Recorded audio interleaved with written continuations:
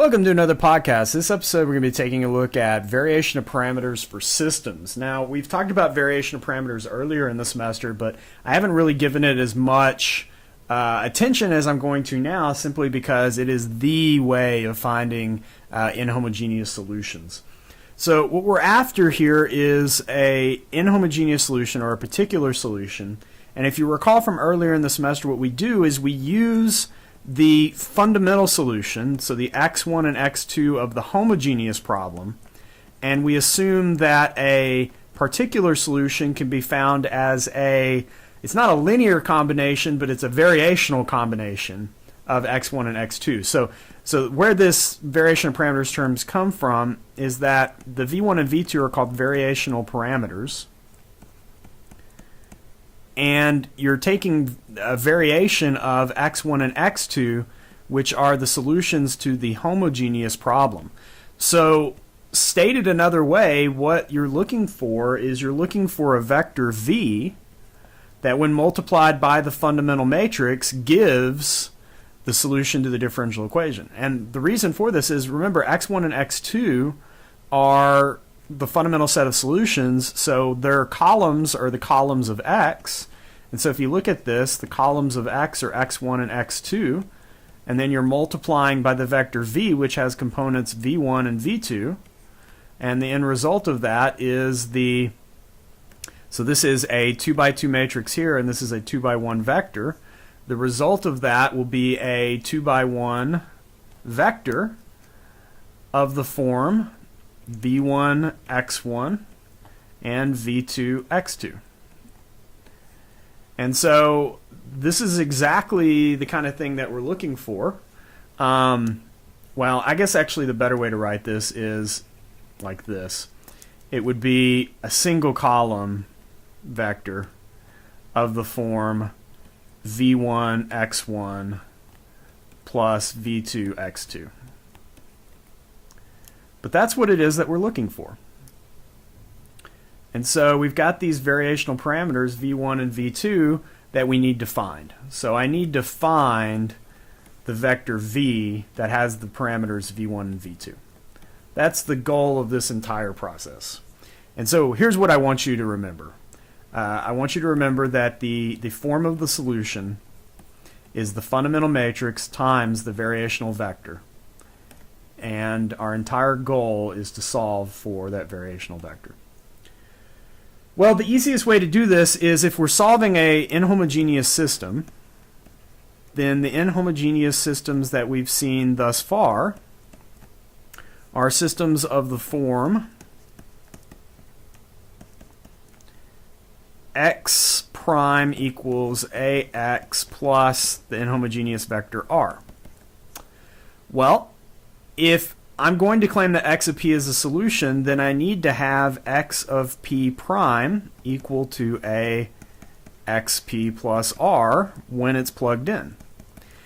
And if this is the type of solution I'm looking for, then I need to make sure that it's consistent here. So what are the conditions on v such that when I plug this into this system, I'm able to get a solution? Well, the left-hand side would be x times v quantity prime, and the right-hand side would be a x times v plus r. And if I further expand the left-hand side here, I'm taking the derivative of a product, that is product rule.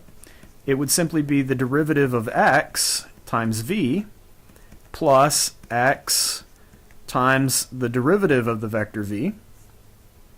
And that equals ax, well, let me readjust my parentheses here.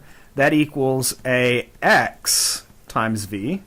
So you do have the sort of the associative property here for matrix multiplication. So I can do this product first before I do these two. And the reason that that's important is because if you look at this and this, then what that says is those two things are equal if x prime equals ax.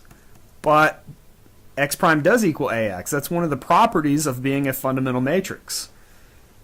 So because those two things are equal, I can erase them from consideration.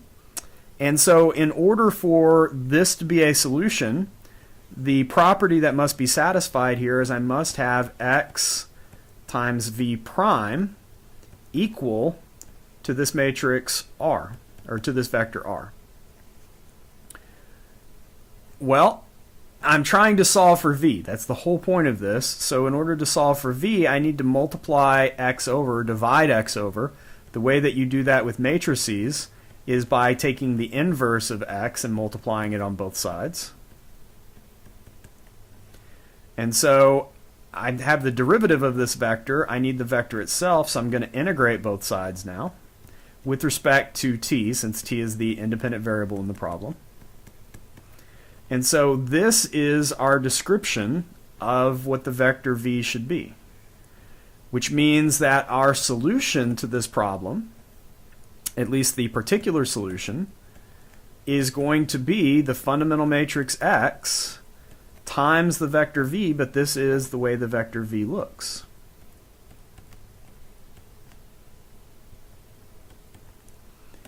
And so I can't really undersell the importance of this. This is the formula for variation of parameters. There are a couple of things I want to add to this. First off, going from here to here, I had to take the inverse of the matrix X. So how do I know that that exists? Well, we know from a previous video that the determinant of X, because it's a fundamental matrix, is non-zero because it's related to the Wronskian of this x1 and x2 here. It's related to the Wronskian of that fundamental set, and we know that that's non-zero.